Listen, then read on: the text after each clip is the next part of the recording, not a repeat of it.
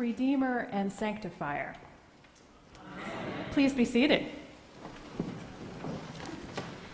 So last week, I was at camp, at bread camp at the Bishop's Ranch with 30 10 to 12-year-olds. And let me tell you, this was the worst week for camp for me. I love camp, but this was the worst week. I mean, Tom, say hi, Tom.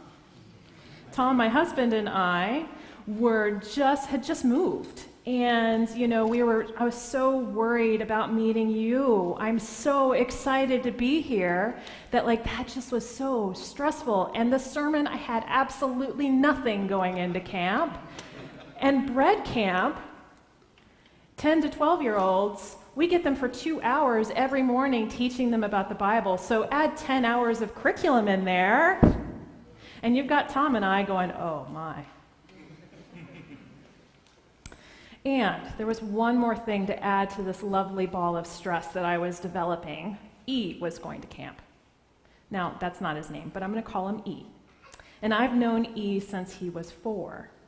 And E is a special kid. He was adopted as a newborn while he was detoxing from lots of drugs. So this is a child who has extreme sensory problems.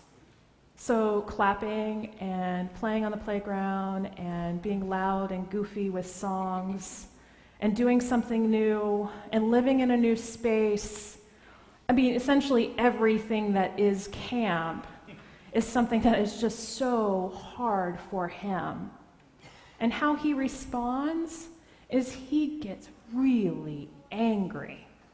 Not at others, mind you. He just grumbles. He mutters, and he goes around saying, oh, are you trying to kill me? What are you trying to do? And E also wears this sweatshirt, this hoodie. It's a black sweatshirt hoodie. And it's like his safety blanket. I've actually never seen him in public without this hoodie. And so the Bishop's Ranch last week was 97 degrees. So his mother and I were super surprised when he said, I want to go to camp. And we thought, well, he knows Tom and I, maybe this will be good, but I was really worried. I really wanted E to have a good time. So we went to camp. And there was E in the middle of camp. Around Wednesday is when I just was oh my goodness. Every time I come to him, he would be muttering, saying, oh, what are you trying to do to me? So very angry. And I was this kid, he's just not having a good time. He's going to call his mother any second now and have to go home. And we were surprised every single day that he didn't do that, right?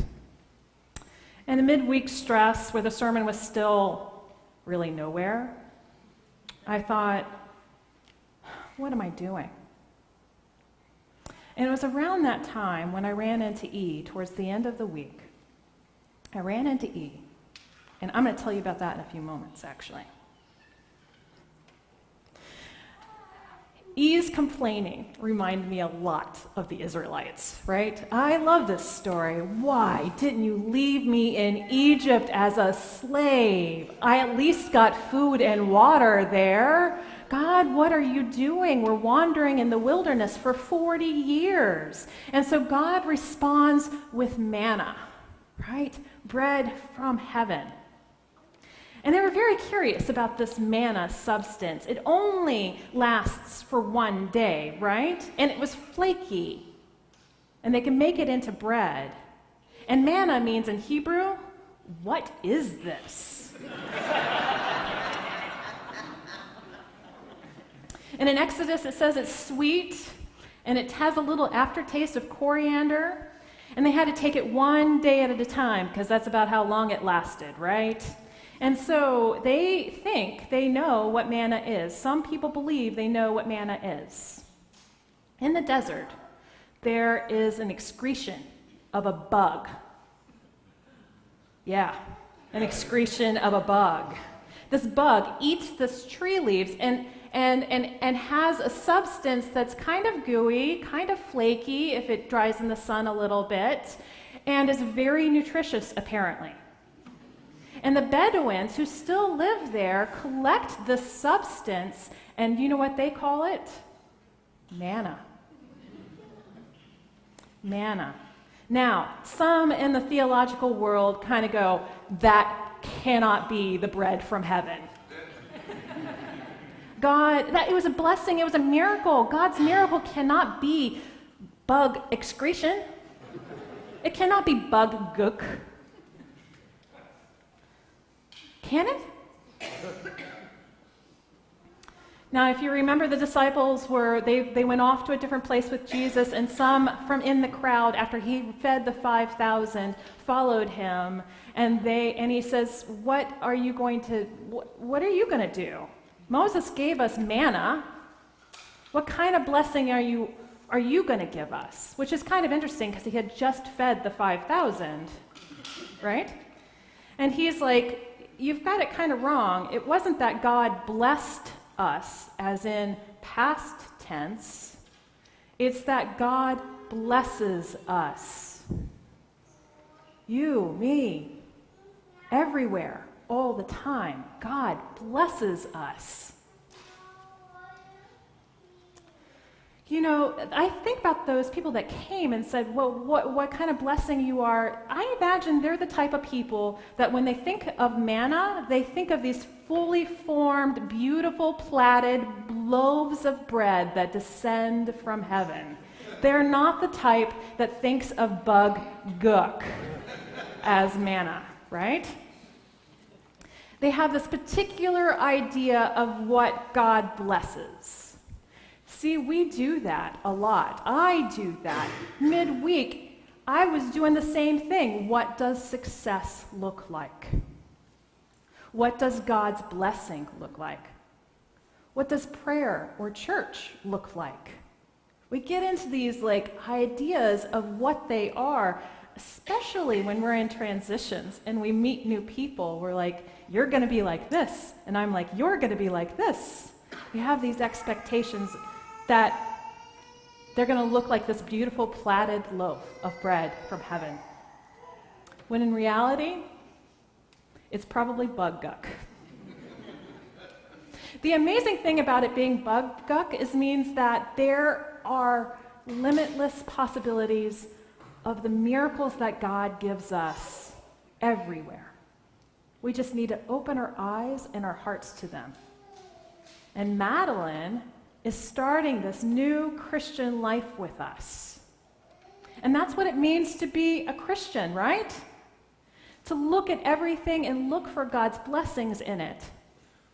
To look at even the bug guck and say, thank you, God. What beautiful manna. Back to E.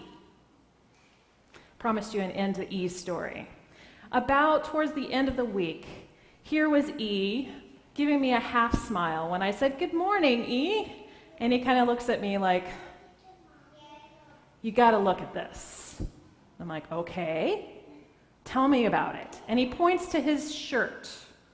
He has tie-dyed a camp t-shirt. And he has cut off the sleeves. A little too excited with the scissors. I'm sure his mom is going to have to do some stitch work afterwards. But he was so proud of this t-shirt. And with his half grimace, he looks at me and he says, can you take a picture and send it to my mom?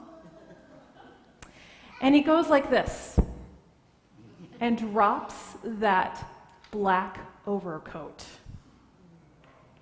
and looks at me and smiles, as much as E would smile. And I take this beautiful photo. And he reminds me that God's miracles are everywhere. They just may not be what I immediately expected. E's story was a success story. It was E's success story. E had a great time at camp, even though 90% of the time you wouldn't know it. We are called to be that manna looker-outers. Barbara Brown Taylor calls it to be on manna alert. That's what the Christian life is about. To be on that manna alert. to see where God's blessed us, to see the amazing possibilities that are in front of us in our lives. Amen.